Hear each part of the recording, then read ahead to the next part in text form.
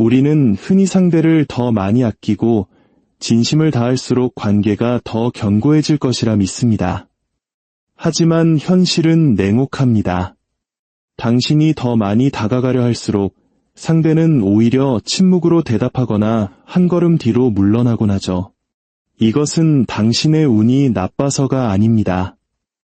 인간의 정신 속에 깊이 뿌리 박힌 심리적 기제 때문입니다. 오늘 우리는 인간, 특히 관계의 주도권을 쥐고 싶어하는 심리의 밑바닥에 흐르는 리액턴스, 즉 심리적 저항 이론에 대해 깊이 파헤쳐보려 합니다. 통제받으려는 모든 시도에 반항하려는 이 본능적인 충동을 이해하지 못하면 당신은 평생 관계의 을로 남을 수밖에 없습니다. 한국 사회에서 우리는 타인의 기분을 살피는 눈치를 미덕으로 배우고 상대에게 맞추는 것을 예의라고 생각합니다. 하지만 심리학의 관점에서 볼 때 지나친 배려와 끊임없는 확인은 때로 상대에게 보이지 않는 목줄처럼 느껴질 수 있습니다. 인간의 욕망은 목줄을 견디지 못합니다. 누군가 나를 조종하려 한다고 느끼는 순간 마음은 본능적으로 반항을 시작합니다. 이 고요한 반항 속에서 관계의 주도권은 뒤바뀝니다. 강요하는 자는 잃고 거리를 두는 자는 얻게 되는 역설이 시작되는 것이죠. 마키아벨리는 권력이란 무언가를 베푸는 데 있는 것이 아니라 상대방이 나에게 거절당한 것을 갈망하게 만드는 데 있다고 간파했습니다. 진정한 가치는 과잉이 아니라 제한에서 태어납니다. 무언가 멀어질 때 인간의 뇌는 그것을 쫓기 시작합니다. 너무 쉽게 얻어지는 것은 가치를 상실합니다. 현대인들이 흔히 겪는 가스라이팅이나 갑질 문화 역시 상대의 가치를 깎아내려 자신에게 의존하게 만드는 심리 조종의 일종입니다. 하지만 우리는 반대로 심리적 희소성을 통해 자신을 보호하고 가치를 높여야 합니다. 칼 융은 무의식이 결핍된 것에 가치를 투영한다고 설명했습니다. 신비로움은 그 자체로 강력한 심리적 에너지입니다. 베일은 단지 숨기는 것이 아니라 상대의 시선을 끌어당기는 자석과 같습니다. 다 보여주지 않을 때 상징적인 깊이가 생깁니다. 현실의 존재감보다 상대를 더 많이 생각하게 만드는 부재의 공간이 더 강력한 힘을 발휘하는 법입니다. 현대의 많은 남녀가 관계에서 실패하는 이유는 끊임없이 자신을 증명하고 설득하고 비위를 맞추려 하기 때문입니다. 하지만 기억하십시오.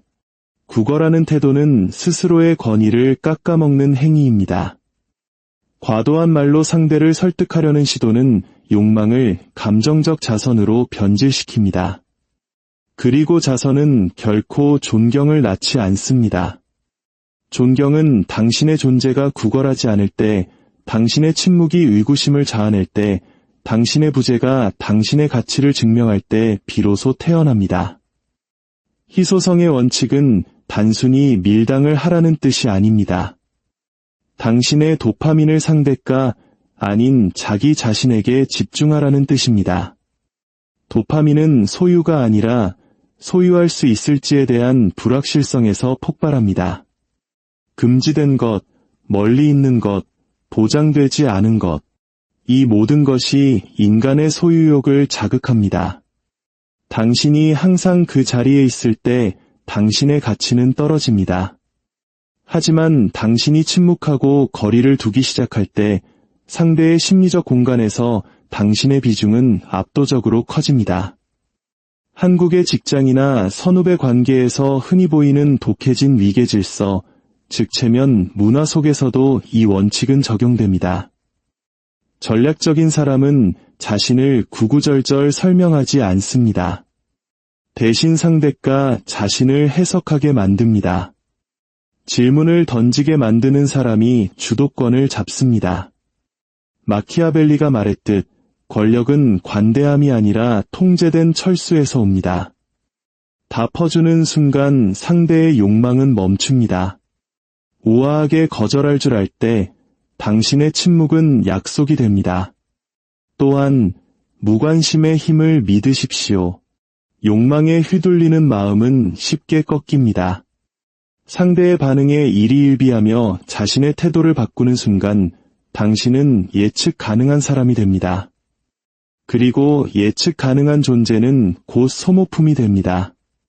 신비로움이 사라진 관계에서 욕망은 증발합니다. 존경은 거리를 두는 법을 아는 사람에게 주어지는 훈장입니다. 리액턴스를 무기로 사용하는 법을 배우십시오. 주도권은 반응하는 데 있는 것이 아니라 반응을 유도하는 데 있습니다.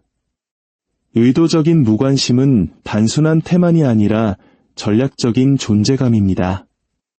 인간은 당연하다고 여겼던 권리를 잃었을 때 가장 큰 고통을 느낍니다. 당신의 배려를 당연하게 여기던 상대에게서 그 관심을 갑자기 거두어들이십시오.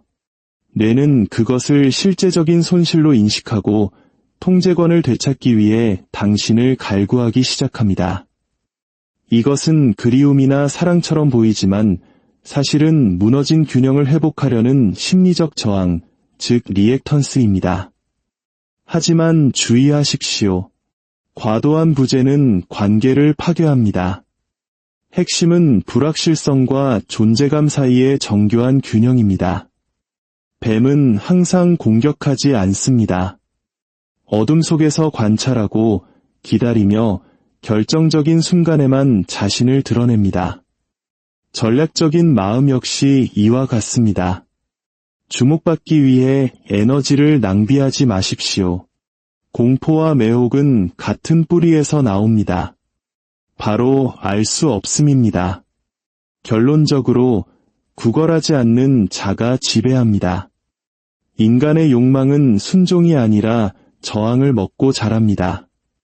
무언가를 소유하려 할수록 그것은 달아납니다. 진정한 힘은 자신의 결핍을 스스로 통제하고 침묵을 명령으로 바꿀 줄 아는 사람에게서 나옵니다. 쇼펜하우어는 인간의 욕망을 노예 제도에 비유했습니다. 갈구할수록 당신은 더 깊은 사슬에 묵이게 됩니다. 이제 반응하기를 멈추십시오. 당신이 요구하기를 멈출 때 세상이 당신에게 제안하기 시작할 것입니다.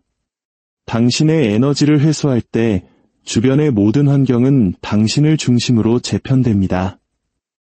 이 사실을 깨닫고 실천하는 것이야말로 진정한 심리적 자유이자 주도권입니다. 만약 오늘 이 이야기가 당신의 마음속 깊은 곳을 깨우고 더 이상 관계에서 상처받지 않을 힘을 주었다면 이 진실을 주변의 소중한 사람들에게도 전해주시기 바랍니다. 혼자서만 고민하는 이들에게 이 영상은 새로운 자각의 시작이 될 것입니다. 더 많은 이들이 심리적 주권을 되찾고 평온한 마음과 지혜를 얻을 수 있도록 공감과 공유로 함께해 주세요. 당신의 깨어남이 곧 우리 공동체의 힘이 됩니다.